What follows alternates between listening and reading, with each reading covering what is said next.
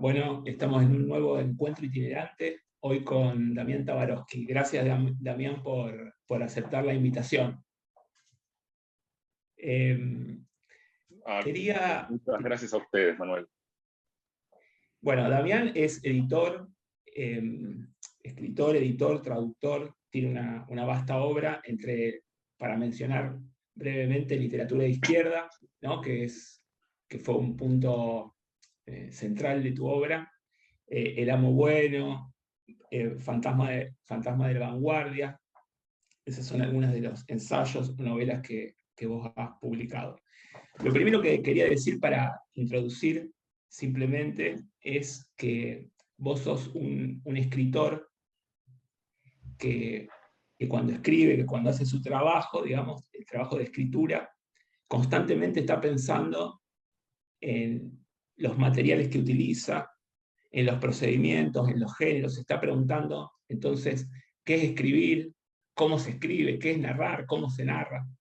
Y en ese sentido, leyendo tus libros, me dio varias veces la sensación de que en algún punto el narrador, si es una novela, o vos como ensayista, te está preguntando qué estoy haciendo, ¿no? Digamos, en el sentido, por supuesto, que estás escribiendo, pero ¿qué hago con todo esto? ¿No?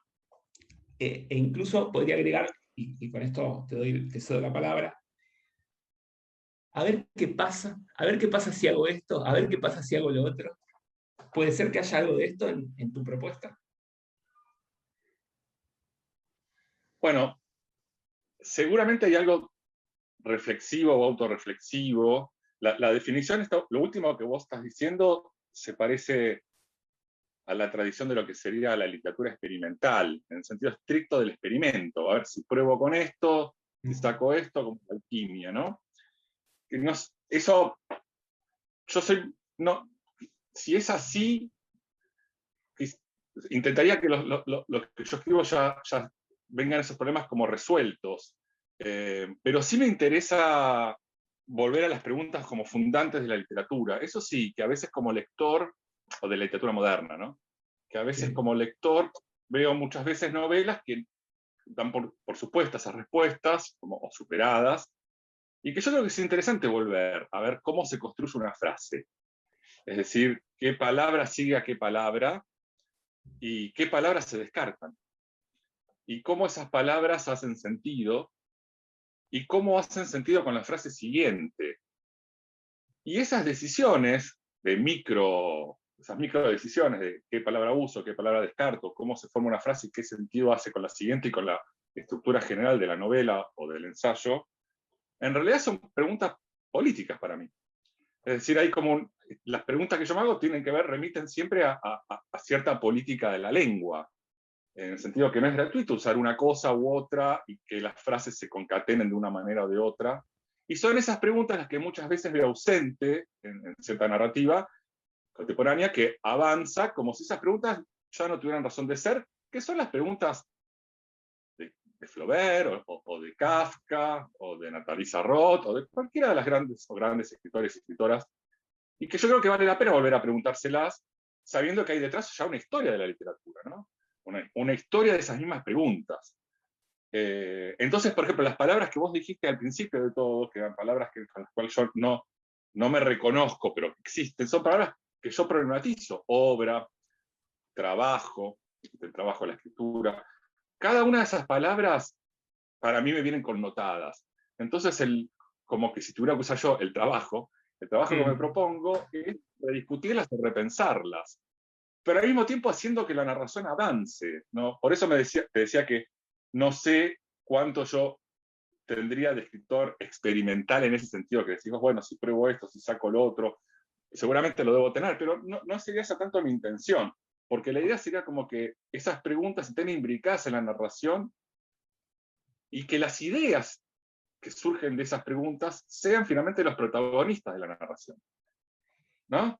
¿Se entiende? Sí. Entonces, no me gusta por ejemplo, de novelas mías que más de una vez he leído, se puede decir que tienen alguna dimensión ensayística, la propia ficción que yo hago. No sé si me gustaría que se lean, o si sale así es que me sale mal, como que avanza la ficción, hay un punto, viene un momento de ensayo, una dirección ensayística, termina eso y otro punto, vuelve la trama. Yo prefiero pensarlo todo imbricado a la vez. Y entonces ahí sí discute los géneros o las formas, y a la vez retoma esa tradición de preguntarse por la cuestión de la frase, podría decirse. Exacto. Sí, porque en algún momento vos en El fantasma de la vanguardia decís que no se trata de no narrar, ni de afirmar que no es posible la narración, sino de, al contrario, ir siempre hacia adelante. En ese sentido, bueno, narrar en todo caso una imposibilidad, pero siempre apostando, ¿no?, por ese avance. Claro, está esa frase tan maravillosa y tan citada de Wittgenstein, ¿no? De lo que no se puede hablar, mejor callar. Yo lo pienso al revés, de lo que no se puede hablar, hay que hablar, ¿no? Entonces, ese imposible que vos decís, es como el horizonte que se va alejando, se más cerca, se aleja el horizonte, más cerca se vuelve a alejar. Pero es ese imposible el que me interesa, y que me parece que es lo más interesante de cierta tradición literaria, que a mí me interesa sobre todo como lector, porque es cierto que yo pertenezco o me invento, autopercibo, como se diría ahora, parte de una tradición literaria que escribe con una biblioteca detrás. Yo recuerdo ahora un artículo extraordinario de Foucault. Foucault no era un gran crítico literario, tampoco le importaba, ¿no? Pero cuando escribe sobre Flaubert, escribe sobre las tentaciones de San Antonio, él dice que hasta antes de Flaubert la literatura se inspiraba, entre comillas, en el sueño, en la noche, y Flaubert se inspira en la biblioteca saltando de libro en libro.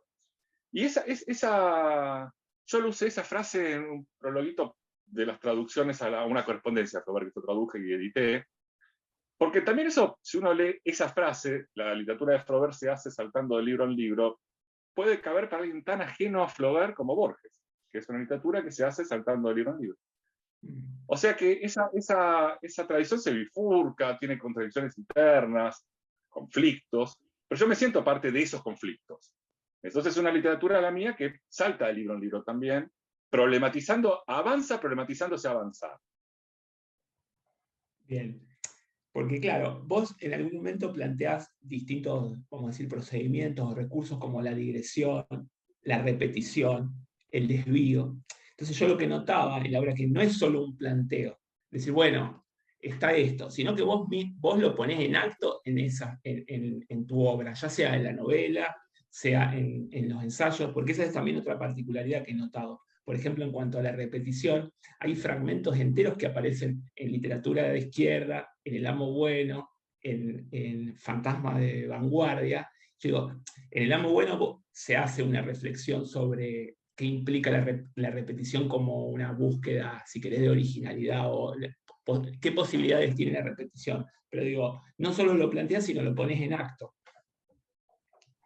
Sí, ahí, bueno, qué bueno que lo ves como una estética y no como un acto de vagancia, ¿no? Simplemente de cortar.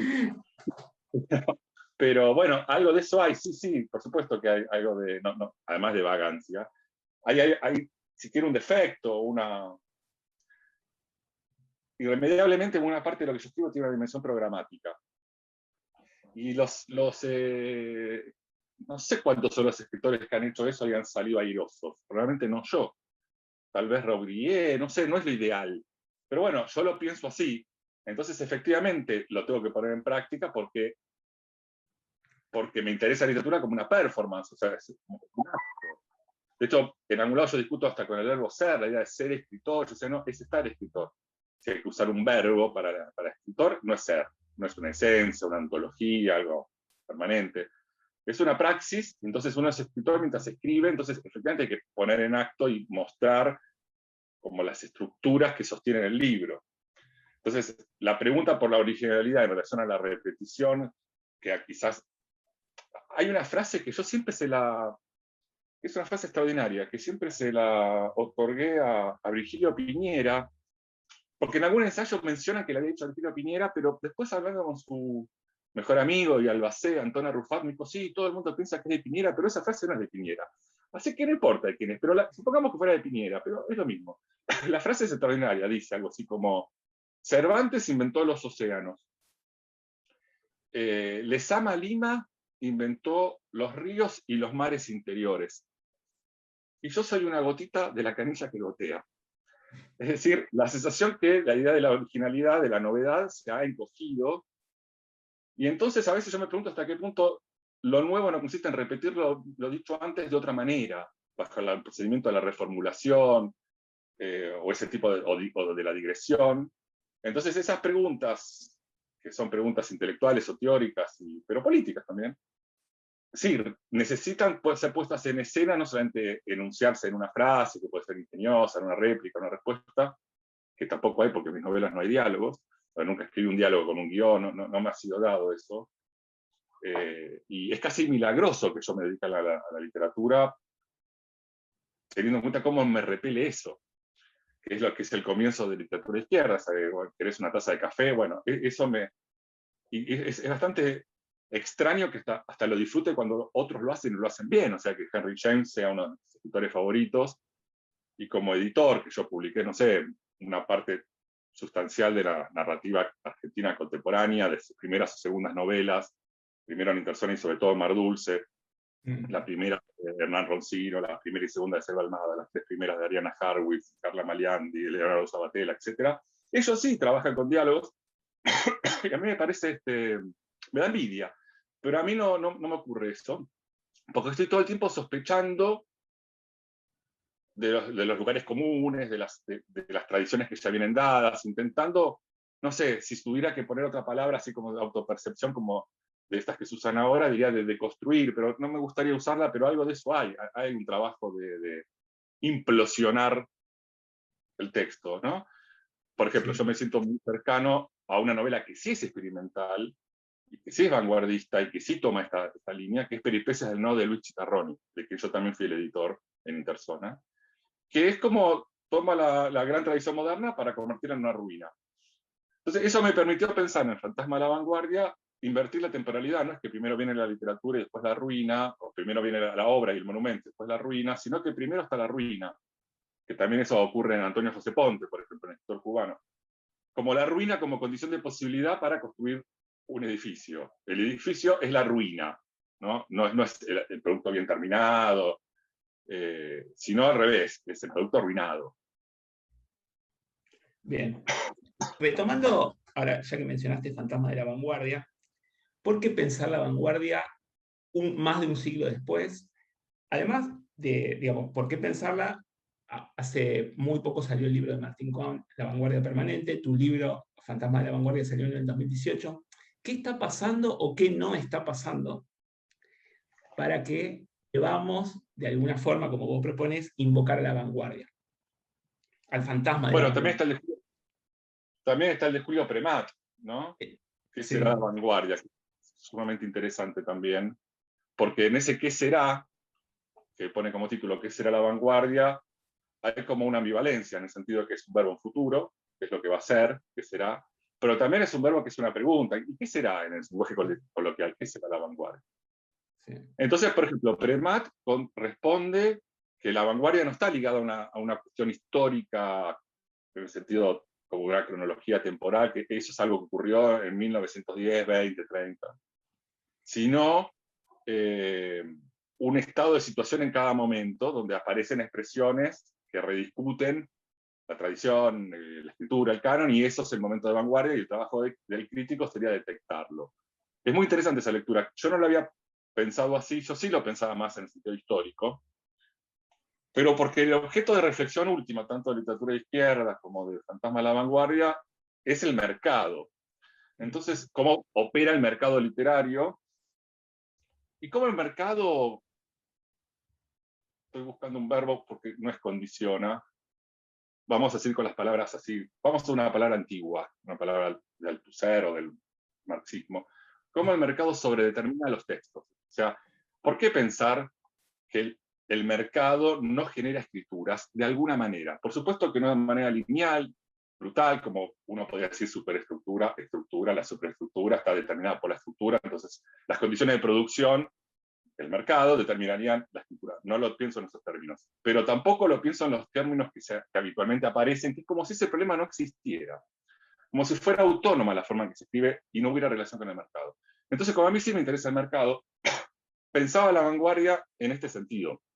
En el momento que la vanguardia, ahí sí en términos históricos, se extinguió, fracasó, o perdió, o triunfó, eso cada uno lo evaluará como sea, pero lo que es cierto es que ese momento de post-Baudelaire y pre-Segunda Guerra Mundial, una vez terminado eso, aparecen otras cosas, las neovanguardias, y después de todo eso, a partir de la década del 80, 90, del siglo XX, que es donde yo empiezo a pensar literatura de izquierda, que es un libro del 2004, pero que trabaja mucho sobre las historias de los 90, parece haber una especie de festejo. Es decir, ya que no tenemos atrás el peso de la vanguardia, que como un deber ser nos obligaba a ser experimentales, o raros, o locos, o excéntricos, o eruditos, bueno, podemos dedicarnos a poner el mercado como horizonte último de nuestra época. Y eso a mí me generaba, y me genera todavía, un inmenso rechazo, pero teniendo en cuenta que no se podía criticar eso, discutir desde la vanguardia, como si no hubiera pasado su extinción. De hecho, hay una categoría en literatura de izquierda que yo, ahí sí tiene que ver con la vagancia, que siempre estoy por avanzar, o sea, está enunciada, dicha al pasar, pero que no, nunca la trabajé y siempre estoy a punto de escribir un ensayo sobre eso, que es uno de los conceptos que aparece ahí, que es el de vanguardia académica.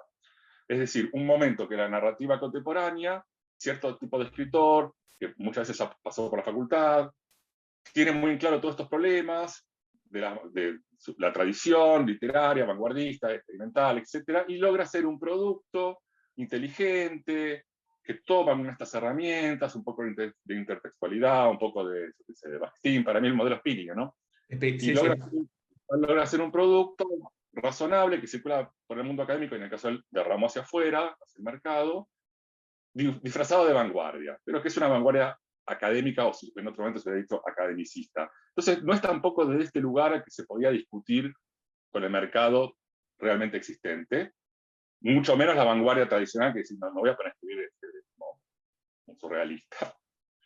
Entonces yo lo que empecé a pensar entre literatura de izquierda y Fantasma de la Vanguardia, que pasaron casi 10 años, en los que fui escribiendo más bien novelas y no ensayos, pero eso no quita que lo seguí pensando, es que lo que me pasaba a mí como lector y como observador, no voy a decirme como crítico, porque eso no lo soy, y estuviste bien cuando me presentaste, dijiste es editor, escritor, productor, pero no dijiste crítico porque no es lo mío, sino más bien es el ensayo literario, que es otra cosa que la crítica. Pero lo que me pasaba como lector, como ensayista literario, por decirlo, es que me daba cuenta que los textos que me interesaban son aquellos contemporáneos, ¿no? Son aquellos que de alguna manera remitían a la vanguardia, pero ya de manera fantasmática. Es decir, no caían, si uno tuviera que hacer un mapa del mercado contemporáneo, no eran el mercado pleno, ni esa novela más o menos inteligente, sutil, o no tan sutil, vanguardista, esa especie de literatura falsamente vanguardista, esa literatura de calidad, que se confunde con gran literatura, que cuando yo escribía literatura de izquierda hace 20 años, 15 años, eso lo encarnaba un Paul Auster, un Tabucchi, un Kundera, un Sebald, esa literatura de calité. No es eso, ni tampoco la literatura vanguardista propiamente dicha, no tiene ningún sentido hacerlo, sino esos textos contemporáneos raros, por eso citaba a Ponte, Guachiterroni u otros, que tienen a la vanguardia como un fantasma, pero que como fantasma dialogan en el malentendido. Es decir, ahí lo que yo decía en el libro.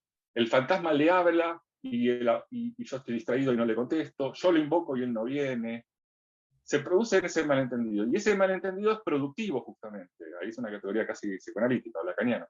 El malentendido como productor. Entonces, en ese malentendido aparece la vanguardia, pero ya de manera como un fantasma, como un resto, como una sobra.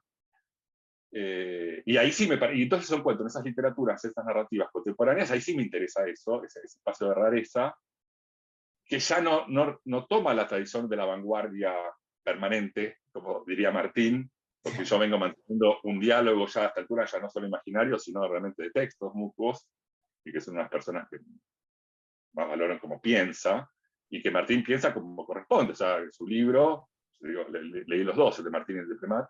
El libro de Martín, a diferencia del de Premat, piensa la vanguardia articulada con la vanguardia estética, articulada con la vanguardia política. Su pregunta es por qué eso se escindió, cómo se dio ese proceso. y después cómo se dieron algunos momentos vanguardistas en Argentina, sobre todo ese capítulo que es extraordinario sobre la vanguardia moderada, sobre Martín Fierro, la revista Martín Fierro. Yo ya no, lo pensaba más desde un punto de vista más de la negatividad, que también está en Martín y también está un poco en Premat, pero en mi caso quizás más marcadamente, que es el modelo Libertela. O sea, lo que Libertela dice en algún lado, o sea, en un lado puntualmente, que es Nueva Escritura en América Latina, él tiene un pasaje, de varios, ¿no? Hago una digresión, ¿no? Una nota al pie, también de cómo funciona el mercado global, ¿no? Porque cualquier libro sobre París del siglo XIX nosotros lo leemos, y jamás un francés leería un libro sobre Buenos Aires del siglo XIX, y leemos a Barthes con devoción, y bienvenido, porque es un extraordinario ensayista y crítico, pero que escribió sobre literatura francesa, salvo alguna cita alemana, Bertolt Brecht, el romanticismo. Si Libertela hubiera sido alguno de ellos, hoy sería uno de los teóricos mundiales de la vanguardia, o vanguardia. Nueva Escritura en América Latina tiene algo, tiene un momento en el que él dice, casi que le recuerdo de memoria, si no, justo por acá el libro, él dice, a una vanguardia, a un primer momento de la vanguardia que avanza sucesivamente como guerra de trincheras, que está hablando claramente de las vanguardias históricas, ¿no? Del dadaísmo se pasa al surrealismo, del surrealismo, no sé qué, se le superpone un segundo momento, que sería el momento en el que él escribe eso en el 77, o lo publica en el 77, pero para mí sigue siendo válido hasta hoy, en el que en un caballo de Troya, usando los medios convencionales, ingresa en una ciudad para aparecer por sorpresa, para hacer su negocio, dice esto, y luego regresa a las cuevas donde pica y graba, ¿no? Entonces, la vanguardia como caballo de Troya, que tiene un problema esa frase, o un momento para problematizar, que es medios convencionales. ¿Qué significa medios convencionales? ¿Hasta dónde ingresar a la ciudad letrada en un caballo de Troya por medios convencionales? De usar tanto los medios convencionales, no se vuelve uno mismo convencional. En el caso de Héctor, está saldado, porque uno ve su trayectoria y ve las dos cosas. Él empieza muy jovencito, ganando un premio de mercado muy importante, el premio 7 días, que hoy no dice nada, pero en ese momento fue clave, publicó en editoriales grandes, no usó absolutamente todos los medios convencionales, y sin embargo, claramente su narrativa era un caballo de Troya. Ese modelo me lo apropio preguntándome, digo, bueno, yo he publicado, no sé, en Random House, escribo hace, qué sé yo, 15 años, todos los domingos una columna del diario Perfil, soy editor. ¿Cuánto los medios convencionales no me terminan afectando? Estoy todo el tiempo midiendo eso. Pero sí pienso que ese es el modelo para una vanguardia contemporánea, la vanguardia como caballo de Troya. Ahí lo que yo le incorporo es eso, que pervive dialogando con ese fantasma. Usa los medios convencionales, pero para decir, hola, sorpresa, no soy lo que esperaban, soy el que te arruinó la fiesta. Y de esas líneas inmensas que hay, muchas, a mí quizás la que me interesa es más la vanguardia, o la tradición, o las lecturas, si quiere, más intelectuales, más teóricas, y menos en lo literario, y menos vitalistas. Y a la inversa, en la política, y ahí discutiendo con Martín, como yo vengo de una tradición anarquista libertaria no se puede usar más esa palabra, que es uno de los ensayos que existe ahora de cómo se transformó una palabra fascista, pero si la tomamos a libertaria como se usaba en la década del 60 y 70, al mismo tiempo soy profundamente intelectual en lo literario, soy espontaneista en lo político. Y no concibo una vanguardia en el sentido iluminada, la vanguardia política tal como se la concibió en el marxismo de la década del 20 y del 30. Entonces esas dos tradiciones para mí son fantasmáticas, y a la vez problemáticas y fracasadas, porque si estoy muy largo me decís, si ves No, no. el gran momento espontanista de la política argentina, ha sido un desastre, que fue el 2001. Yo apoyé 2 horas, está en los textos, hay una entrevista que me hicieron en su momento, página 12, fui a 2 asambleas y vi clase media. O sea, ¿qué veía ahí? Yo toda mi vida soñé. Las masas saliendo a la calle, autoorganizadas, fraternalmente autoorganizadas en asambleas, sin líderes, sin programas que vienen de arriba hacia abajo, sino al revés, de abajo, instituyente, de abajo hacia arriba, para subvertir el orden existente. Yo fui a la primera asamblea y dije, este es el momento para discutir la ley del aborto, año 2001, ¿no? La legalización de las drogas blandas, la estatización de la banca, el fin del capitalismo financiero. Me miraba y decía, no, yo creo que me vuelvan mis dólares, yo me voy de vacaciones a Brasil. Entonces decía, bueno, y una unión además entre la clase media y los sectores, los piqueteros, que es uno de Piquete los cacerola. grandes, claro, que es uno de los grandes modelos argentinos, o sea, los desocupados organizándose, eso está en contra de todos los manuales, inclusive los manuales de la izquierda. De hecho, la CGT no sabía en ese momento, y todavía hoy no sabía qué hacer con ellos. Organizados son los trabajadores, no los desocupados. Entonces, los ocupados se organizaban, se aliaban con las clases medias universitarias, era un momento fantástico, y rápidamente dije, no, esta gente lo que quiere es que siga el 1 a 1. Quiere que le devuelvan sus dólares porque puse dólares, y terminó Duhalde diciendo, van a recibir sus dólares. Bueno, entonces ese gran momento espontanista ha sido un fracaso. No obstante, yo sigo pensando en esos términos. Y bueno, este tren pasó, pero en algún momento vendrá otro. Entonces pienso espontaneamente la política y intelectualmente la vanguardia. Bien.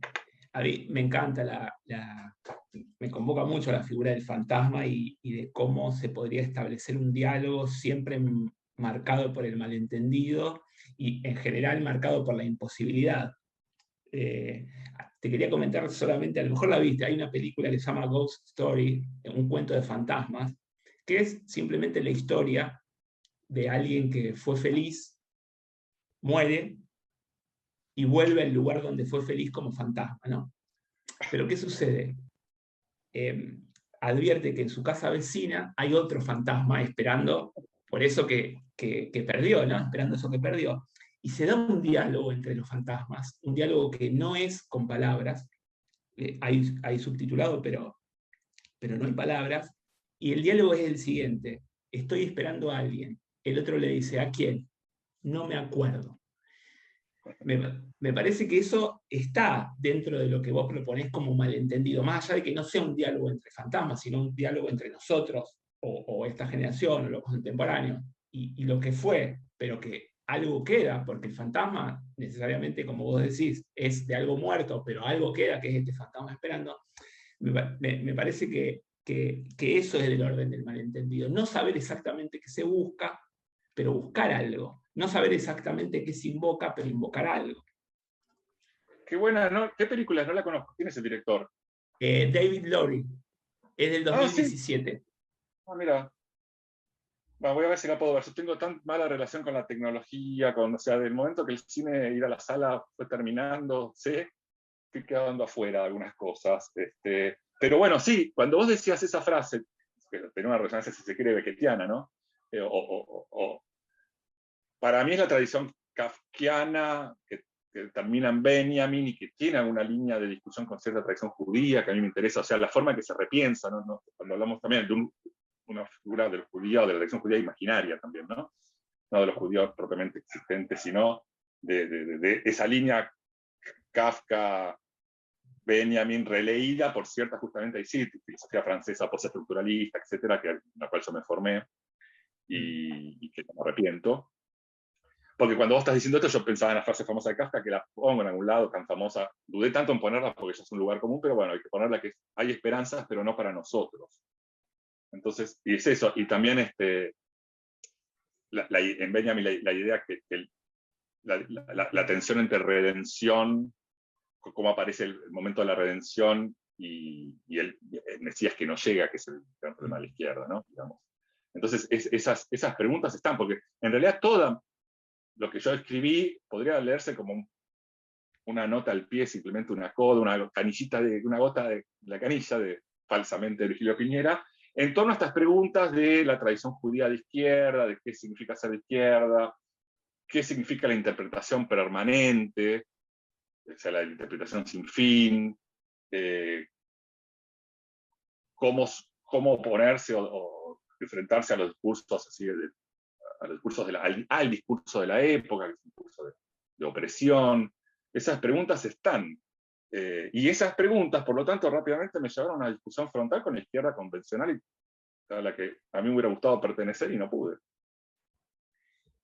Bien, quería retomar algo que vos mencionaste hace unos minutos, que tiene que ver con las preguntas políticas a la literatura o de la literatura, que tiene que ver con esto de qué palabra sigue otra palabra, qué palabras se descartan, cómo palabras forman una frase, ¿no? Y qué sentido termina formando esa frase, ¿no?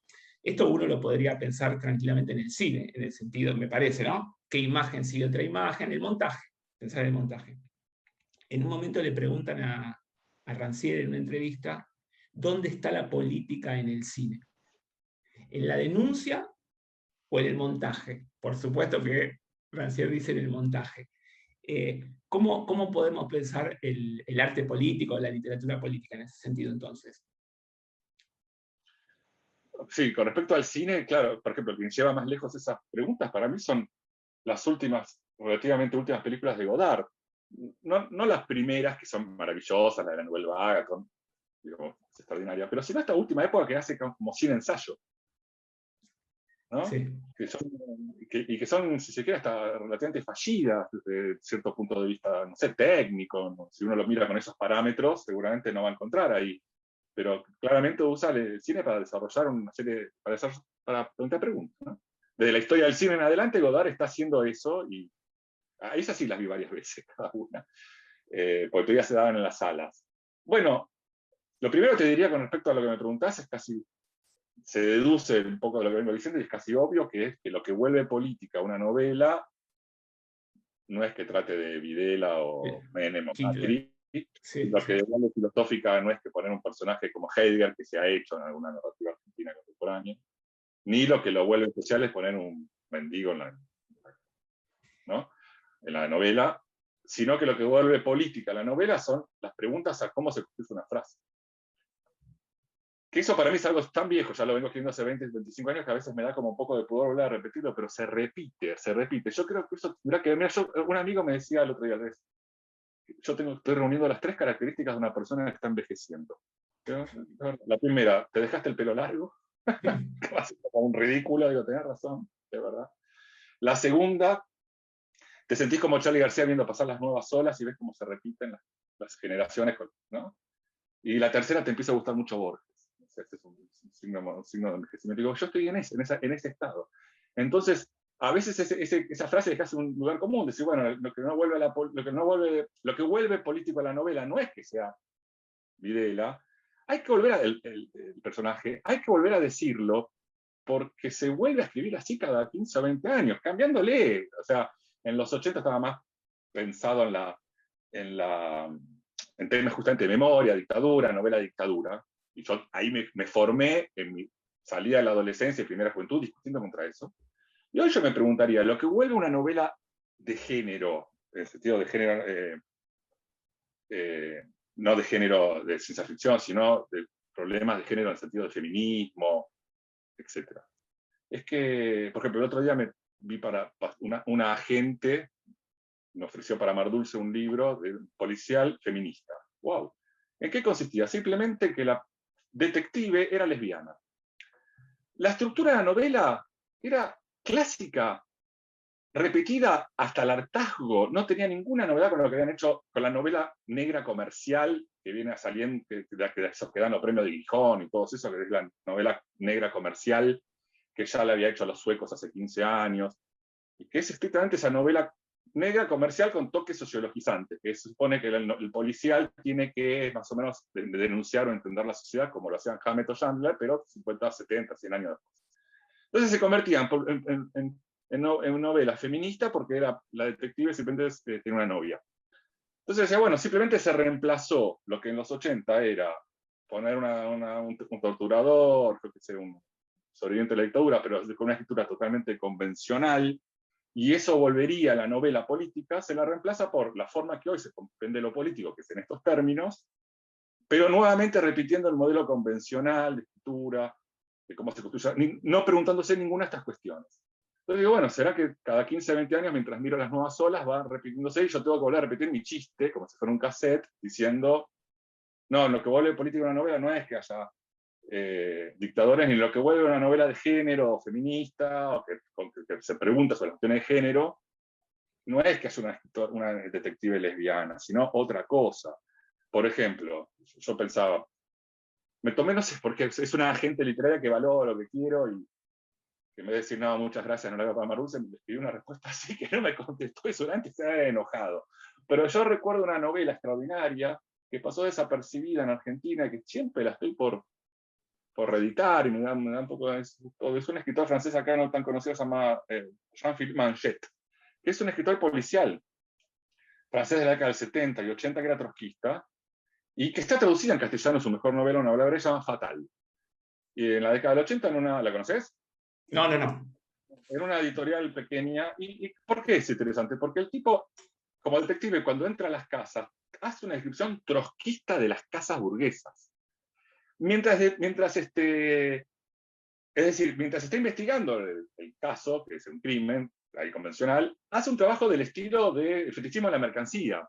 Es decir, empieza a ver el mobiliario, todas las cosas, es una profunda crítica marxista en la descripción de... Entonces ahí sí hay una novela policial, uno puede decir hay una mirada de izquierda. Pero esta novela que me mandaba a mí, no había una mirada de género en relación a nada. Simplemente la personaje era lesbiana. Entonces, esas mismas preguntas que yo me hacía hace 20 o 30 años vuelven a ser válidas hoy.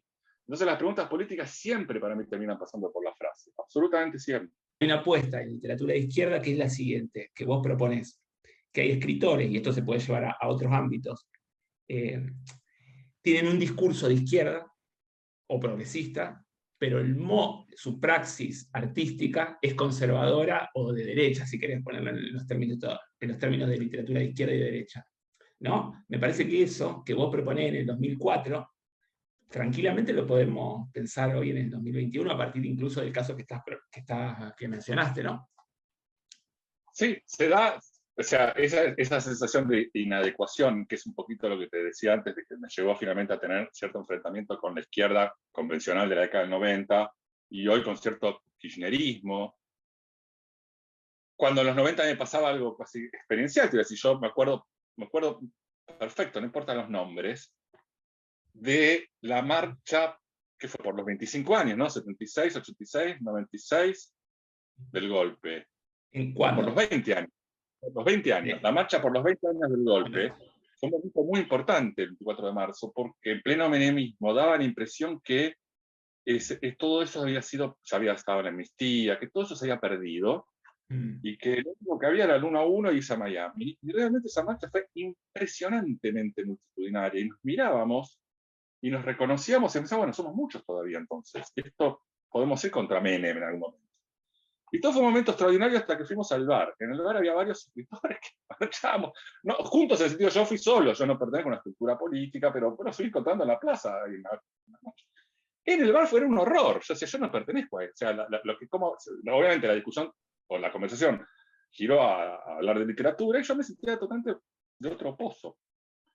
Entonces, sí, para mí fue, si se quiere, relativamente hasta doloroso en el sentido que perdí amistades, bueno, cosas que pasan, porque efectivamente esa literatura es profundamente conservadora. Y yo corrí el riesgo que todo el tiempo intenté cuidar, pero que daba la posibilidad que yo apareciera como alguien extremadamente formalista y por lo tanto despolitizado, por decirlo de alguna manera, o estetizante. Decir, bueno, finalmente, y de hecho todavía hoy me lo recrimina algún crítico, no sé si joven, pero más joven que yo, de que mi literatura es esterilizada o esterilizante, no me acuerdo qué expresión usa, sofisticada, etcétera, pero bueno, no acompaña la transformación social. Y no sé si yo acompaño la transformación social o no, pero sí sé que no consigo ninguna transformación social que no sea previamente una transformación de la lengua.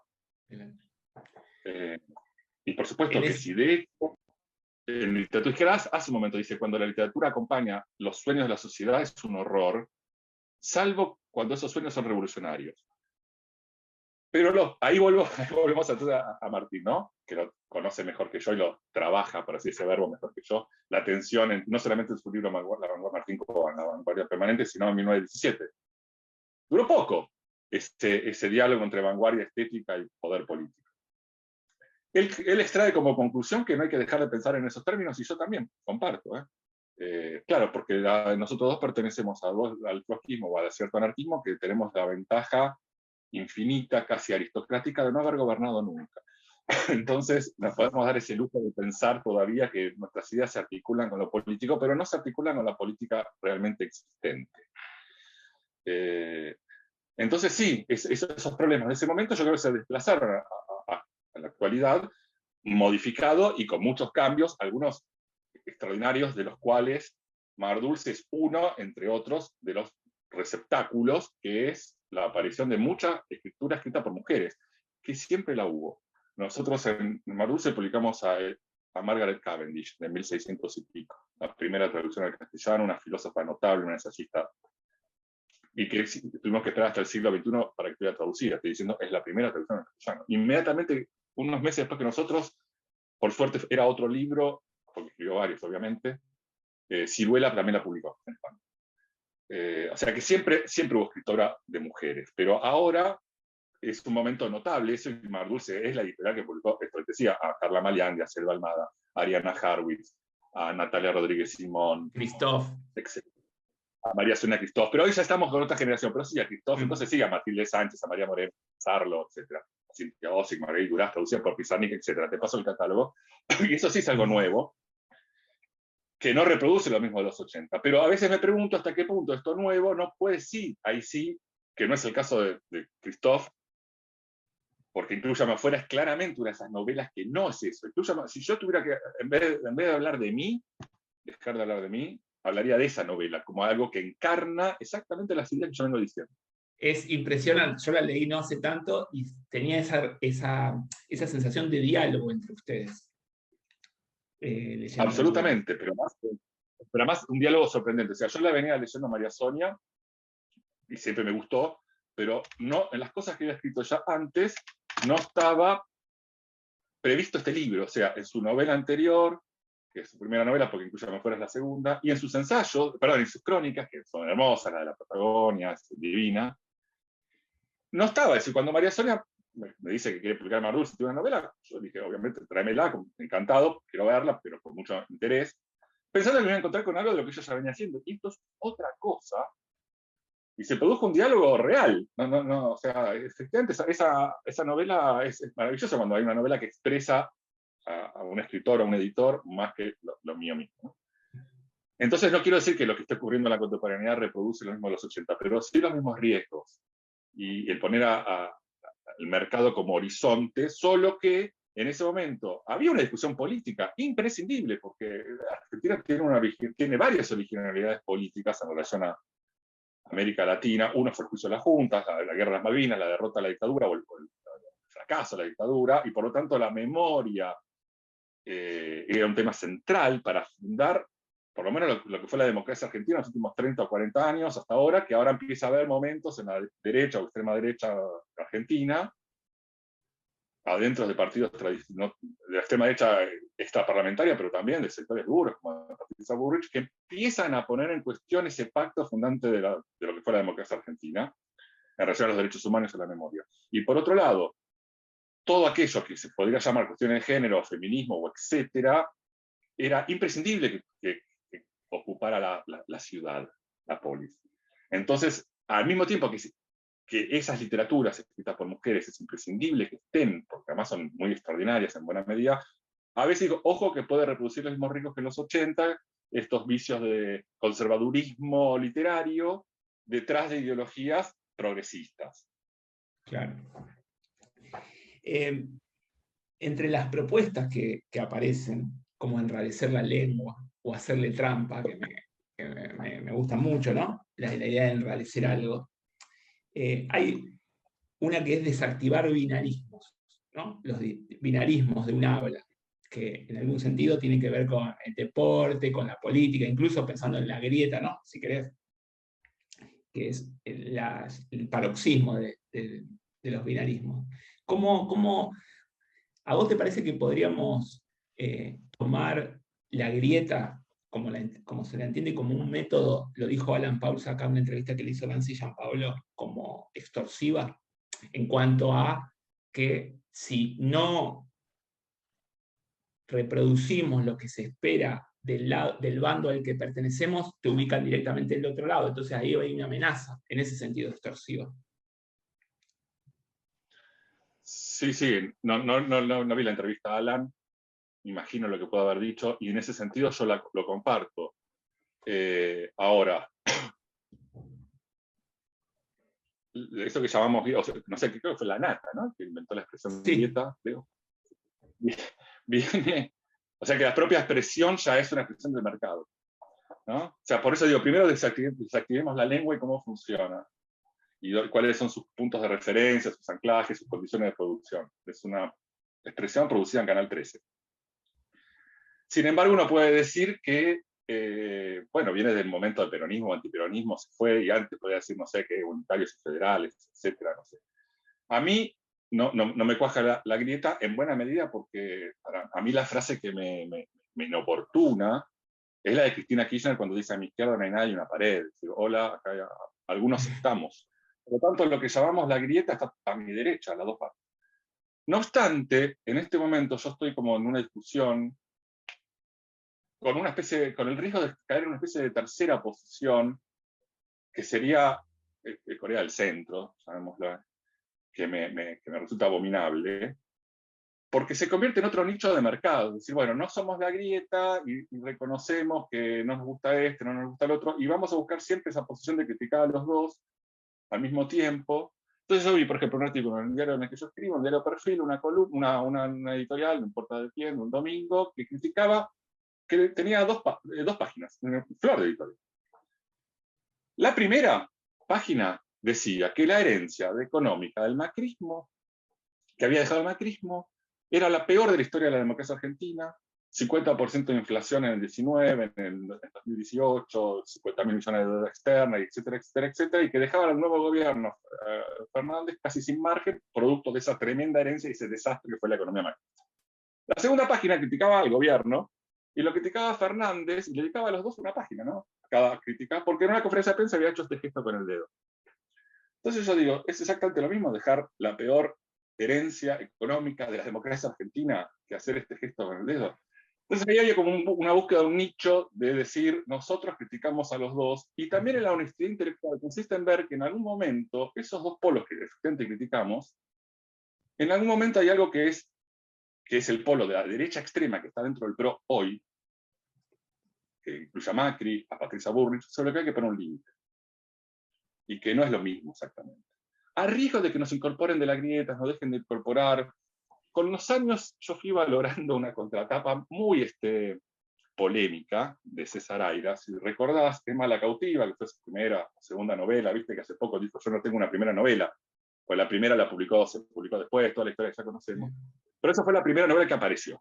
Emma la cautiva, año 1981, en la editorial de Belgrano, que hacía que los escritores, los autores de la novela, tenían que escribir su contratapa y firmarla. Ahí está, por ejemplo, Matando enanos a garrotazos, que en realidad son cuentos de la Iseca, y ahí escribe, y escribe su contratapa, y al final dice esa frase tan famosa, que es, una contratapa es una tapa en contra.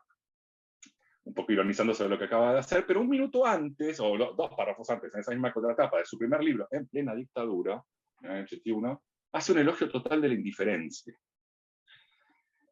que fue muy discutido hasta el día de hoy. Bueno, que en plena dictadura hacer un elogio de la indiferencia, a mí también me perturbó siempre esa contratapa. Con los años la fui releyendo, o sea, reponiendo en otro contexto, que es este actual de la grieta. La verdad que a mí me resulta indiferente si me colocan, me dejan de colocar acá o allá, y casi que el trabajo de un intelectual sería encontrar los puntos de contacto y de pasaje y de continuidad entre uno y otro polo, como hizo Fowell, con quien yo me formé leyéndolo en los textos del final de la dictadura y principio de la democracia, viendo los puntos de continuidad, la herencia cultural del proceso. Pero uno tendría que ver los puntos de pasaje entre estos dos polos de la grieta. No obstante, si uno tiene un momento de honestidad intelectual, tampoco puede, lo que te decía recién, ampararse en un nicho que es de cierta ecuanimidad, cuando hay un sector de uno de estos dos polos que va hacia Bolsonaro, hacia Trump, hacia el fascismo contemporáneo, hacia la fake news permanente, hacia la posverdad, hacia la mentira todo el tiempo, que incluye, que es un polo de poder que no es solamente el PRO, sino los medios de comunicación, o una parte importante de esos medios de comunicación, sectores importantes del empresariado, del capital financiero, e incluso de las fuerzas de seguridad y de la justicia, que van con una lógica no muy diferente a lo que es Bolsonaro. O sea, cuando yo veo a Patricia Bullrich en Noticias, revista Noticias, decir, yo no soy bolsonarista porque es al revés, Bolsonaro me copia. yo no lo tomo como una butada, me da profundamente temor. Y creo que tenemos que, aún estos que tuvimos una mirada crítica con los dos polos, en mi caso, más a la izquierda que no dos, obviamente, hay que decir, acá hay uno de estos dos polos que hay que poner un límite. Claro, y esa es una pregunta fundamental, una cuestión fundamental, porque en este debate con la corrección política, con el eufemismo, si querés, podemos introducir ese concepto, ¿dónde está el límite entre, bueno, disputarle a la corrección política desde el mismo progresismo y no generar un discurso, porque Patricia Bullrich, incluso ella, yo he leído alguna nota donde dice, no seamos políticamente correctos. Entonces, ¿cómo ahí, no solamente porque te ubiquen en la derecha, sino cómo disputar desde adentro mismo para que, bueno, se pueda confrontar esta cuestión del eufemismo, la corrección política, hasta acá, porque vos cuando proponés enrarecer la lengua, hacerle trampa, para mí la corrección política es exactamente lo contrario de esa propuesta. Yo podría decir que la corrección política es lo contrario de la literatura de izquierda, en cuanto a hasta acá, porque si no hay correctivo, porque si no hay consecuencias, ¿no? Lo contrario de esa propuesta. Bueno, yo busco discutir o cuestionar lo políticamente correcto por izquierda. Claro. En esta trayectoria que hay, aparecen libros ahora, ¿por qué la transgresión es de derecha? Y esa clase de libros, que efectivamente es cierto. O sea, si alguien, ¿qué sería la definición de lo no políticamente correcto? Alguien que tiene una mirada transgresora, como algo bueno, como, no sé, recuerdo el famoso artículo justamente de vuelta de Foucault sobre Bataille, Prefacio a la transgresión, que es un artículo de la década del 60, cuando Bataille, es el número de homenaje a Bataille cuando muere, en la propia revista que Bataille dirigía en Critique, el número de homenaje a él creo que es el 66. Bueno, hoy ser transgresor sería ser neofascista. En esta historia hay un actor que aparece poco, pero que en mi caso aparece mucho, porque es con quien he discutido toda mi vida, que es el progresismo. El progresismo no es un actor menor en las razones o en las causas o en la sincronía, porque nunca es una cosa lineal, una causa o un efecto, sino un conjunto, una constelación de asuntos que generan este clima de un enrarecimiento, pero por extrema derecha. La forma en que el progresismo cultural, y ahí vuelvo a Fowell, y político, fue la cara buena del ajuste neoliberal. Eso hace que inmensos sectores populares no encontraran ya camino en la izquierda, en el progresismo, para oponerse a eso, como si fueran vasos comunicantes que uno se tapa, rebota y va para otro lado. Cuando vos pensás, por ejemplo, que en Brasil el PT con Lula fue, después del conurbano, el cordón de San Pablo, que es donde estaba y está todavía su corazón electoral, el segundo lugar más votado históricamente era en Río Grande do Sul, o sea, en Porto Alegre, y que ese es el corazón del voto de Bolsonaro. No puede ser que no hay forma que no haya gente que haya votado a Lula hace 10 años o 15 que ahora esté votando a Bolsonaro. ¿Qué pasó con esa gente? Pasó que el progresismo no dio cabida y se convirtió en la cara buena del establishment. Acá y en todos lados. Cuando vos ves en Francia que el voto que era del PC, en buena medida, termina siendo el Frente Nacional de Le Pen padre, ni siquiera de Martín Le Pen, sino de Jean-Marie. Es decir, que la misma familia rural del interior de Francia que votaba al PC, 20 años después o 15 años después, termina votando al Frente Nacional. ¿Quién es el nombre que aparece en esta historia no nombrado, pero para mí que es central? Mitterrand. Claro. Es decir, el progresismo como el ajuste simpático, el ajuste bueno. Por ejemplo, cuando en España gana un poco de casualidad Rodríguez Zapatero, todas las encuestas, si es que confiamos en las encuestas, lo daban perdedor, pero 2 o 3 días antes está el atentado de Atocha. El gobierno de derecha comete el error de atribuirle eso a ETA, ¿te acordás? Sí, sí. Porque para no reconocer que tenía que ver con el involucramiento de España en la guerra contra Bin Laden, que había sido unos pocos países europeos que siguió a la política de Bush, y 12 horas después había sido desmentido que no era ETA porque aparecían la forma en que fue puesto los atentados, los restos químicos, se decía esto es Al-Qaeda, eso hace que pierda las elecciones el gobierno que ya parecía que la ganaba, y gana Rodríguez Zapatero un poco de casualidad. Y Rodríguez Zapatero dice en una reunión de gabinete, desde el punto de vista económico nosotros no vamos a poder cambiar una cosa ni las vamos a tocar, vamos a hacer cambios culturales. Entonces favoreció la ley del divorcio más fácil, penalizó más el aborto, lo hizo más sencillo, por esa vía de los cambios sociales, que no está muy mal, que no está mal para nada, está muy bien, perdón. Acá en Argentina pasa lo mismo, o sea, la legalización del aborto es una conquista extraordinaria, pero sería doblemente extraordinaria si el gobierno hubiera hecho algo mejor con Vicentín. Entonces, el progresismo para mí es el gran tapón, el gran obstaculizador del cambio. Y inmensos sectores descontentos con el establishment, con el progresismo ya vuelto establishment y con la derecha neoliberal, encuentran en las extremas derechas su expresión. El problema es que son extremas derechas neoliberales, o sea, estas extremas derechas 2.0, podrían decirse, la extrema derecha Patricia Bullrich o Trump, son neoliberales en lo económico, ahí no hay cambio en absoluto, y absolutamente reaccionarios y conservadores en lo social, en las costumbres, en la moral. Mientras que el neoliberalismo histórico de la década de 80 y 70 era solamente económico. Si vos pensás, Milton Friedman estaba a favor de la despenalización de la droga. ¿Por qué? Porque el tipo decía que vengan los tipos, armen una empresa, que sea una gran corporación, que paguen impuestos, que fuguen su guita a capitales golondrinas por todo el mundo, a cuentas bancarias. No los queremos en negro, los queremos en blanco entrando al sistema capitalista global. No lo hacía porque era anarquista o hippie, sino porque decía que lo que yo quiero a esta gente que pague sus impuestos y que sean grandes empresarios, que sean corporaciones.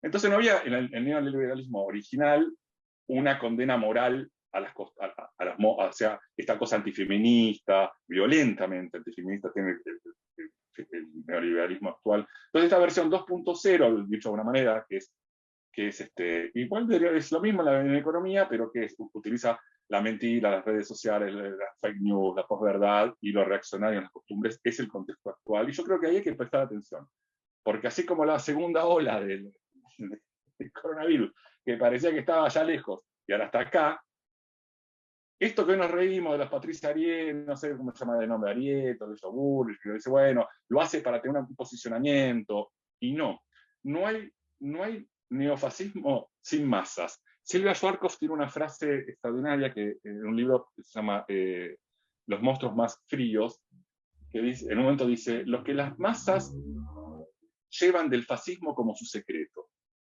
Porque a partir de la irrupción del fascismo clásico de la década del 30, del nazismo, se perdió esa idea inmaculada de las masas, como la pensaba la izquierda, que era el sujeto histórico, sino que las masas pueden convertirse en fascistas.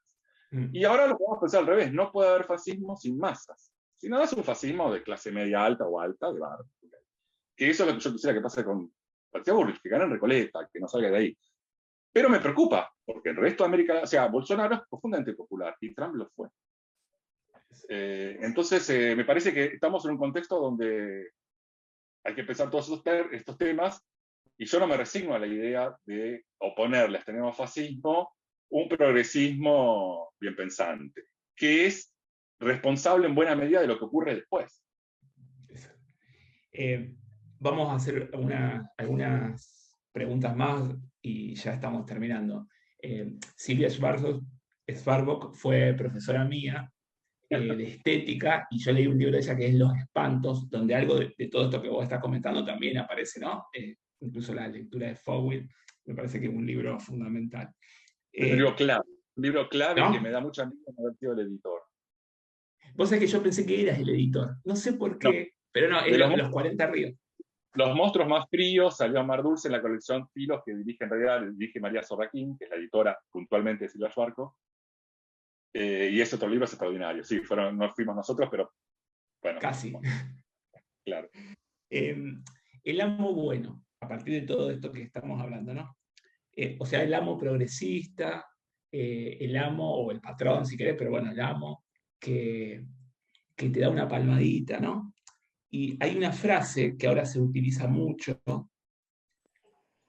sobre el personal de servicio, sobre la mucama, o como quieras llamarle, que es la señora que me ayuda.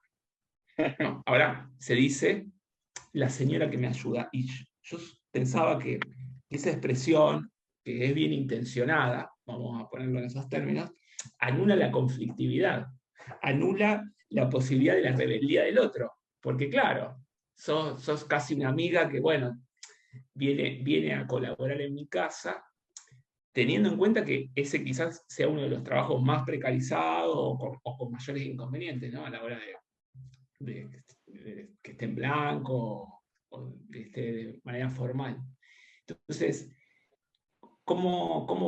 qué podés aportar a esto, digo, desde el lado del eufemismo y de decir una cosa por otra, ¿no? Decir una cosa por otra, porque en realidad es eso. La lengua del eufemismo es la lengua del progresismo, efectivamente. No solo del progresismo, en algún lado quizás exageradamente dije es la lengua de la Argentina, no sé, tengo esa tendencia que tendría que moderar a las grandes frases. No grandes por el sentido del valor, sino rimbombantes. Porque también uno puede decir que el partido de derecha argentina de la década del 80 se autodefinía como de centro, era la UCD.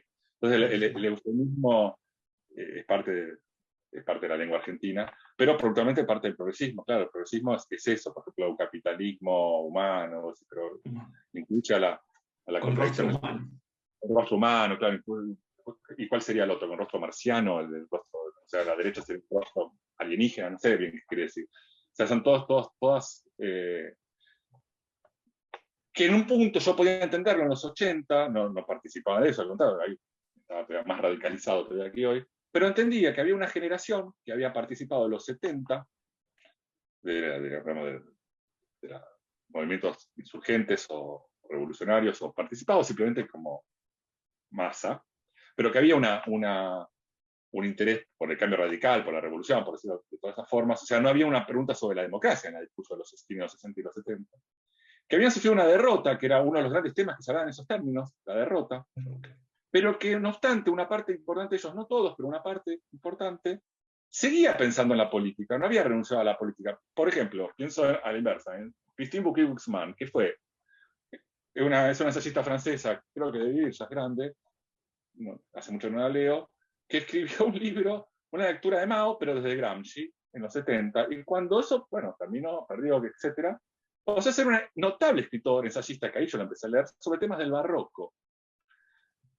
Que no tiene absolutamente nada que ver con lo que había hecho antes, y como un corte me parecen dos personas diferentes. Bueno, en buena parte de los intelectuales argentinos en los 70 y 80 no ocurrió eso.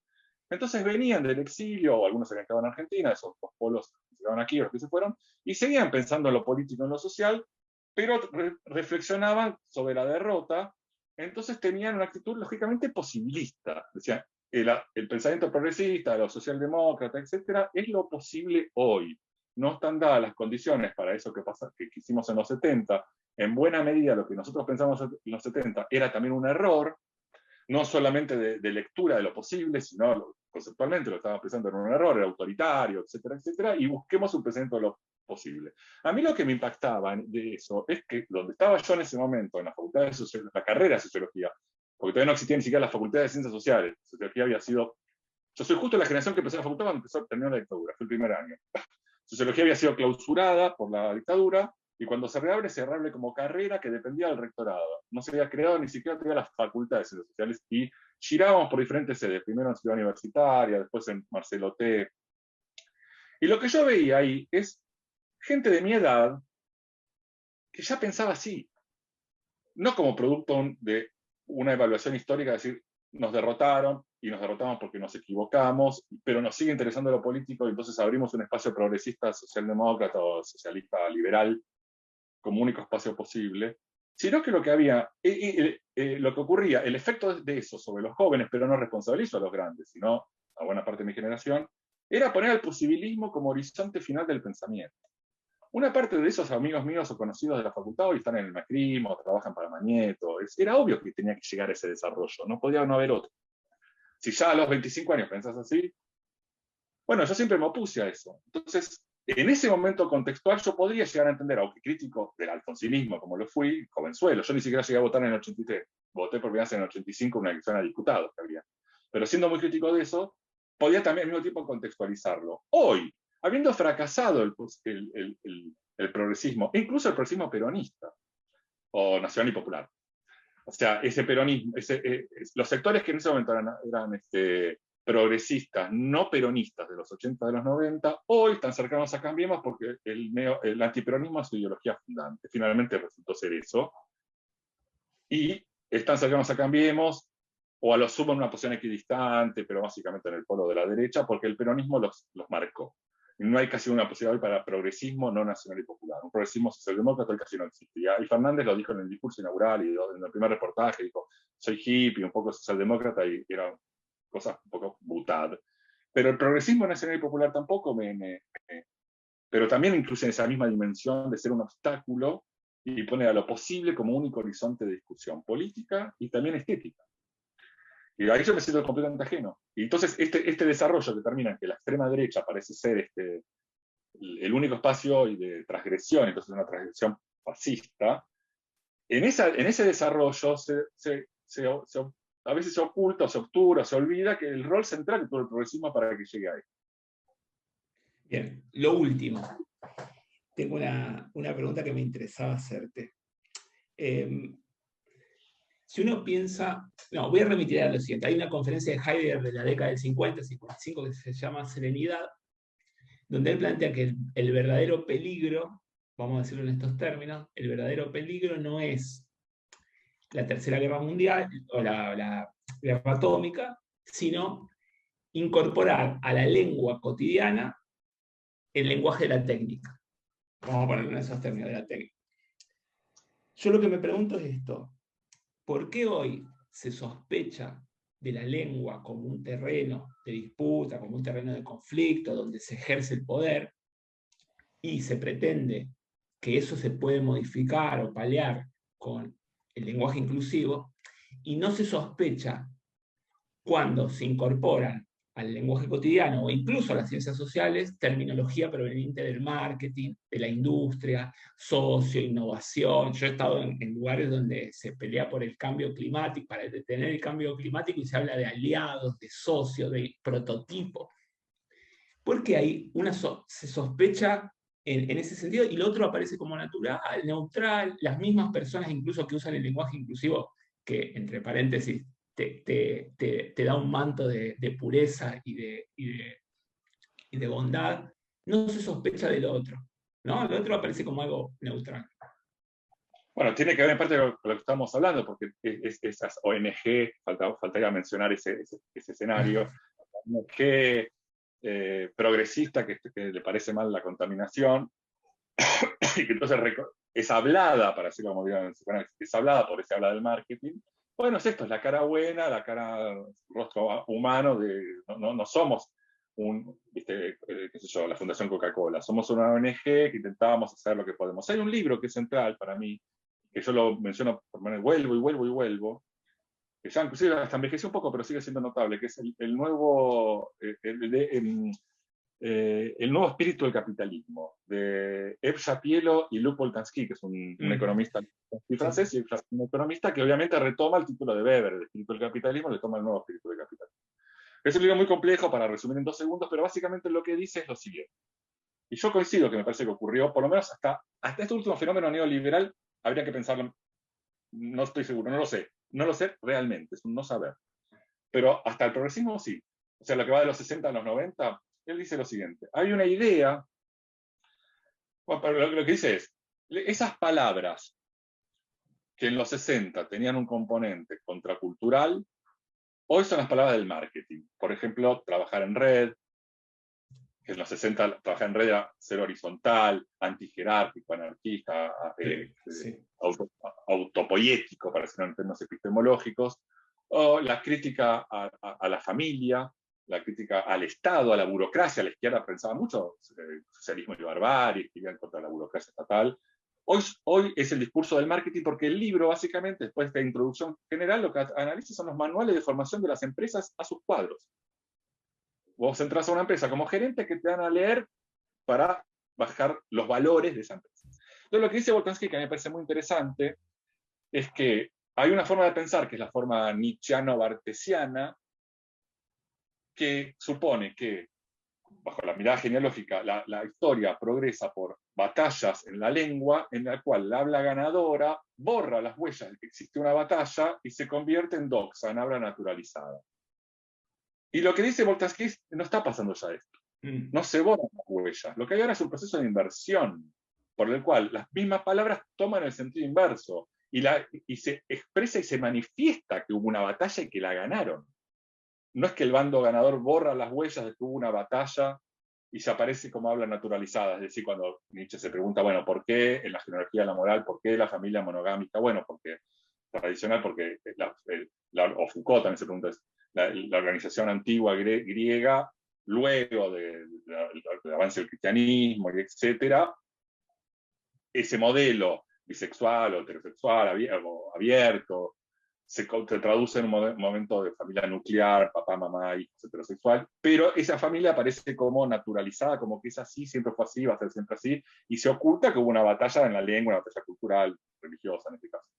Mientras que lo que dice Boltanqui es lo que pasó en los 90, es que se exhibe las huellas de que se ganó una batalla, y que esas mismas palabras como red o burocracia, o que se usaban en los 60 como algo libertario, transformador, mayo del 68, hoy son la fuente de legitimidad del nuevo capitalismo.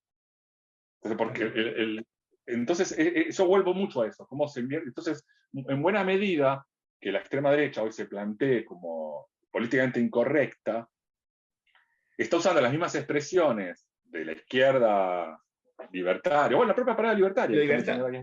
Exacto, sí, sí. Siempre estoy a la búsqueda de algún artículo, que lo rastreé, lo busqué, decir, bueno, ¿en qué momento ocurrió? Ya no se puede decir más libertario, porque si soy libertario está diciendo soy fascista, voy a votar a mi ley, qué sé yo. ¿Cómo fue? La verdad que a mí me pasó, la primera vez que lo vi yo no lo entendía, porque no sé en qué momento ocurrió. Para mí libertario era la forma, la expresión cultural de lo que en política sería el anarquismo. Lo libertario es una sensibilidad anarquista, pero aplicada a las artes, a la cultura, más light, si se quiere, que lo anarquista, que es más programático, y yo me sentía muy, muy cómodo dentro de esas. Y un día no lo puedo usar más. Entonces, ¿qué es lo que te dice Milley o Esper? Usamos la palabra libertario porque le ganamos la batalla, no ocultamos la huella que uno la ganamos. Y Ortiz Abules te lo está diciendo todo el tiempo eso también, ganamos la batalla.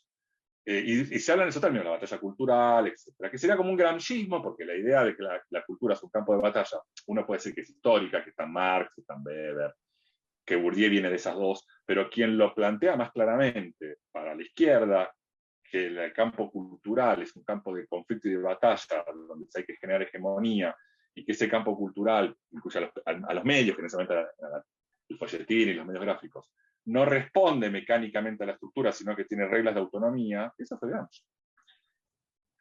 Bueno, a veces yo escucho a Patricia Bullrich como una especie de Gramsci fascista, ¿no? Entonces, pensar muy seriamente en eso, yo no sé si tengo las herramientas, honestamente, pero sí sé que tengo como un límite ético. Acá no, yo no, acá no hay dos polos, que yo critico los dos, pero igual acá hay uno que no. Bien. Bueno, con esto creo que cerramos. Igualmente me gustaría leerte, es muy breve, de una cita de Zettel, de Libertela, ya que estuvimos hablando, y para terminar con literatura, digamos. Una línea que aparece en ese libro, que es la literatura como un eco de un sonido que jamás se produce. Me parece Claro. que es alucinante, ¿no? Es extraordinario, claro. Así que sí.